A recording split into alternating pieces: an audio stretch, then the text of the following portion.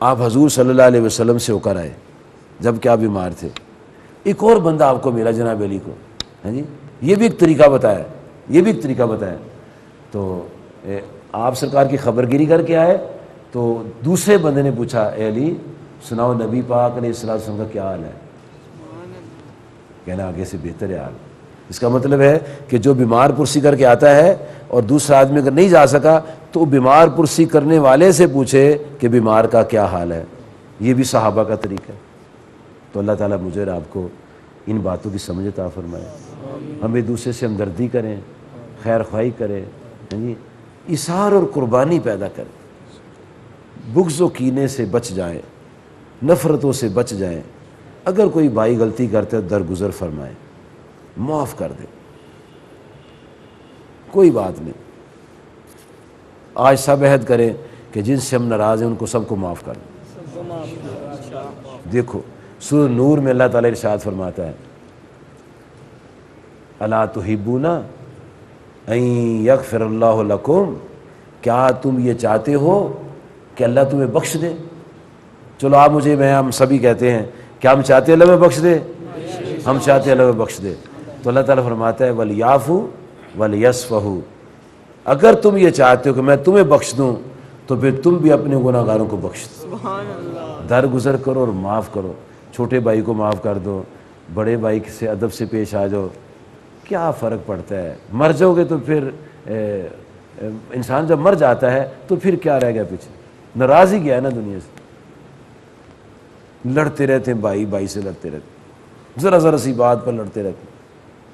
دھوکہ دے رہے ہیں بھائی کو بھائی, بھائی کو بھائی سے بھائی بھائی کو بھائی دھوکہ دے رہے ہیں. بھائی سے کہا یار مجھے 1,00,000 روپیہ دے دو, تو میں نے کچھ سامان میں تین ہفتے کو پیسے دے دوں گا, ہفتے کو دے دوں گا.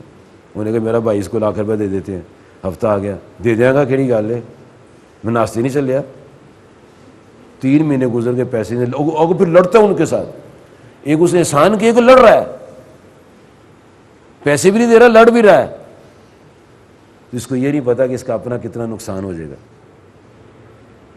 بھائی نے محبت کی ہے, اس کا پیسے واپس کر. جھوٹ بولی جا رہا ہے, دھوکہ دیے جا رہا ہے, سگے بھائی کو دھوکہ دے رہا ہے, جھوٹ بول رہا ہے, بھائی بھائی کا ظلم کری جا رہا ہے. تو کیا کلمہ پڑھا ہم نے, کیا ہم نے کلمہ پڑھا ہے؟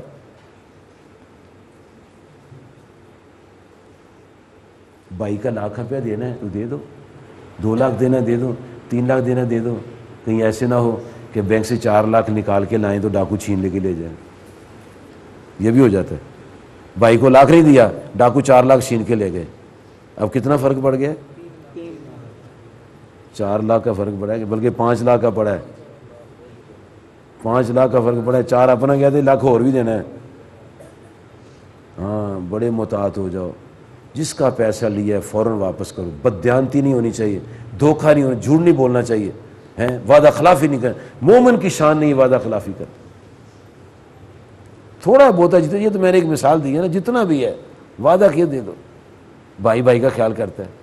میرے پاس ایک بندہ آ گیا, ساتھ اس کی بیوی تھی. کہتے یوسف صاحب دعا کرو. میں کیا ہوا؟ کہتے یہ میری بیوی ہے. میں اچھا اس کو کیا ہو گیا؟ کہنے اس کا میں باہر آیا تھا, باہر سے آیا تھا انگلینڈ سے, میرے پاس کافی پیسے تھے, تو اس نے سفارش کی کہ میرے بھائی کو 14 لاکھ دے دو, یہ مہینے کے بعد دے دے گا. میں کہا تم تو بڑے بیوقوف ہو. کہتے وہ کیسے؟ میں نے کہا جس کے پاس آج 14 لاکھ نہیں, مہینے کے بعد کہاں سے آئے گا؟ جس کے پاس آج 14 لاکھ نہیں, مہینے کے بعد کہاں سے اس کے پاس آئے گا؟ تو تیرا دماغ ٹھیک ہے؟ کہتا جی میں پھر بیوی سی میں کہہ دیتا 14 لاکھ. کہتے 14 سال ہو گیا, لے تک نہیں پیسے ملے. 14 سال ہو گئے ابھی تک پیسے نہیں ملے. دنیا یہ دھوکے کر رہی ہے, دنیا فراڈ کر رہی ہے. پھر تعلقات قطع ہو رہے ہیں, دشمنیاں پیدا ہو رہی ہیں, گالی گلوچ ہو رہے ہیں. بھائی کو ماں کی گالی دے رہا ہے, اپنی ماں کو زمین پر لٹا کے اس کے ساتھ برا کر رہا ہے. بھائی کو ماں کی گالی, تیری ماں کو یہ کرے, تیری بہن کو یہ کرے, یہ گالیاں دے رہا ہے. پیسے بھی لے گا, گالیاں بھی دے دی, لب میلا بھی ککھ نہیں. تو یہ مسلمانی نہیں ہے, یہ حیوانیت ہے, یہ درندگی ہے, یہ وحشت ہے. اسلام نے پیار, محبت, اخلاص سکھایا. وعدہ خلافی نہیں سکھائی، ایفائے وعدہ سکھایا. ہاں جی، اتنا کر لو جتنی طاقت ہے، بس لالچ پڑا ہوا ہے ہمیں کہ یہ بھی کر لوں یہ بھی کر لوں، نتیجہ کیا نکلتا ہے؟ نقصان ہو جاتا ہے.